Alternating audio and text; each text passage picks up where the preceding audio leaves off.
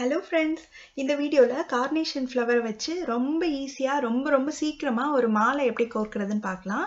அதுக்கு நான் இந்த மாதிரி பிங்க் கலர் கார்னேஷன் ஃப்ளவர் வச்சுருக்கேன். இதோட காம்பு வந்து அந்த கம்ப்ளீட்டாக கட் பண்ணி இந்த மாதிரி பூவாக தனியாக எடுத்து வச்சுக்கோங்க. இது நம்ம ஊசியில் தான் கோர்க்க போகிறோம். அதனால் ஊசியில் நார்மலான பூ கோர்க்கிற நூல் இருக்கும் இல்லையா, அதை கோர்த்துட்டு கீழே வந்து ஒரு 2-3 முடிச்சு நல்லா போட்டுக்கோங்க. அப்போ தான் நம்ம கோர்க்கும்போது பூ வெளியில் கலண்டு வராமல் இருக்கும். நான் ஒரு 4 முடிச்சு நல்லா டைட்டாக போட்டுக்க போகிறேன். இந்த மாதிரி அடுத்து வந்து கோர்க்க ஆரம்பிக்கலாம்.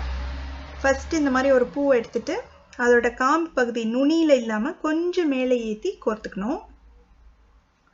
அடுத்த பூ வந்து முன்னாடி கோர்த்த பூக்கு எதிர்ப்புறமாக வச்சுக்கணும்.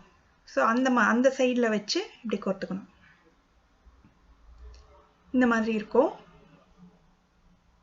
அதுக்கு அடுத்து உள்ளதை ஆப்போசிட்ல. ஸோ மாற்றி கோர்க்கணும். அது மட்டும்தான். எதிர்த்தாப்புல வர மாதிரி கோர்க்கணும். இந்த மாதிரி இருக்கு பாருங்க, நல்லா அடர்த்தியாக இருக்கும். இப்போ இதை வந்து நம்ம நூலில் கீழே அந்த முடிச்சு போட்டிருக்கோம் இல்லையா, அந்த இடத்துல கொண்டு போய் வச்சிடலாம். பெருசாக இருக்கிற எந்த பூனாலும் நீங்கள் இந்த மாதிரி கோர்த்துடலாம். இது வந்து ரொம்ப டைமே ஆகாது.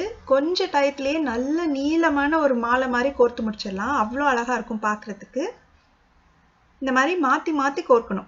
அது மட்டும்தான். இது பூக்கட்டை தெரிஞ்சவங்க தான் பண்ண முடியும் அப்படின்ற மாதிரி எந்த ஒரு ரெஸ்ட்ரிக்ஷனும் கிடையாது. யார் வேணாலும் ரொம்ப ஈஸியாக டக்குன்னு கோர்த்து முடிச்சிடலாம். இப்போ அடுத்த ஊசியும் ஃபுல்லாக கோர்த்தாச்சு. அதையும் கீழே எடுத்துகிட்டு போய் வச்சிடறேன்.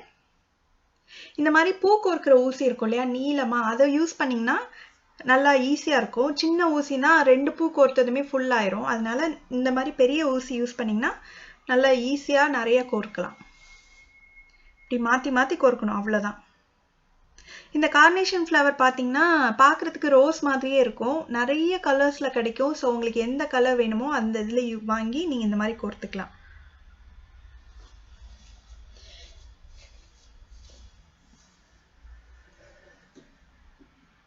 பாருங்க எவ்வளோ அழகாக இருக்குன்னு சொல்லி.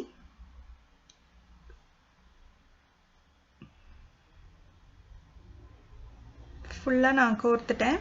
உங்களுக்கு இதே மாதிரி எவ்வளோ லென்த் வேணுமோ அவ்வளோ லென்த்துக்கு நீங்கள் கோர்த்துக்கலாம். இப்போ கோர்த்து முடிச்சதுக்கு அப்புறமா இப்படி லைட்டாக இப்படி சுற்றி விட்டிங்கன்னா நல்ல ஒரு அடர்த்தியாக கட்டுன மாலை மாதிரி சூப்பராக வந்துடும். பாருங்கள் எவ்வளோ அழகாக இருக்குன்னு சொல்லி. அடர்த்தியாக இருக்குது. நம்ம எப்படி கோர்த்தோன்றது கூட தெரியாது.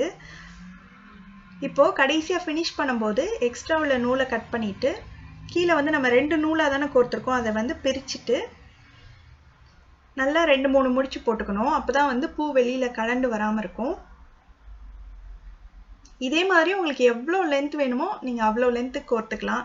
நிறைய டபுள் கலர் இல்லை மல்டி கலர் பூ வச்சு கூட இந்த மாதிரி நீங்கள் மாலை பண்ணலாம்.